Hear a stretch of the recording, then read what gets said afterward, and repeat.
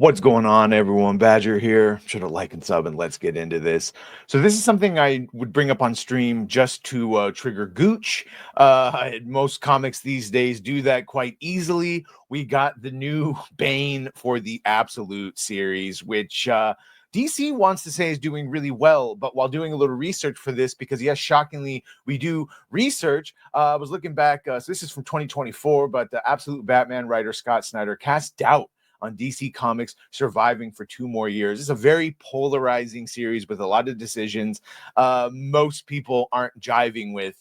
Sales aren't that great. You can see here, DC Comics Insider exposes DC all-in sales are far lower than expected, and Absolute Batman writer Scott Snyder is panicking behind the scenes. This is all on top of them talking about how successful it is, blah, blah, blah. And then this is one of those other things we saw, her cut her arm off and things like that. While looking up the sales, I got this lovely AI response that just automatically happens because, hey, we've already lost to the machines. So Absolute comic sales. DC Comics Absolute Batman #1 is claimed to be the best-selling comic of 2024 with sales just under 400,000 copies.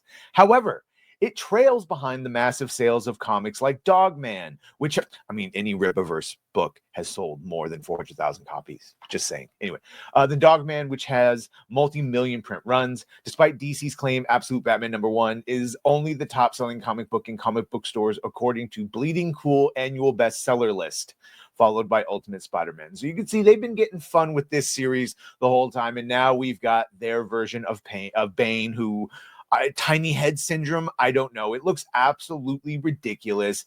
As does, by the way, the Absolute Batman look. The only time I've seen any of these looks look good is when Dan Mora has drawn them. Other than that, they look abysmal to begin with.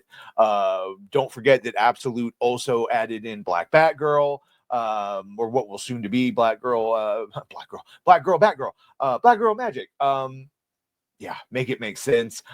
Graham Norton here as the designer and co-creator of Bane. This is a terrible abomination because him and Chuck Dixon created it. We've seen them on Friday Night Tights and the Nooners and all the other Fellowship projects with Nerdrotic. Great guys. This is embarrassing. Obviously, he can't even hold that gun. Maybe when he's not all beefed up, he can. But what is going on with that head? Why is it so fucking small? Why does everything else get big like that phrasing?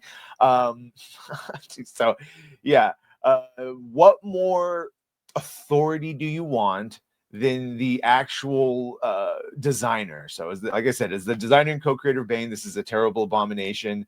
Someone asking the obvious question, is it the head? We can start there. Graham, you rock, man, but don't you think that there's room for other artists to reimagine the character?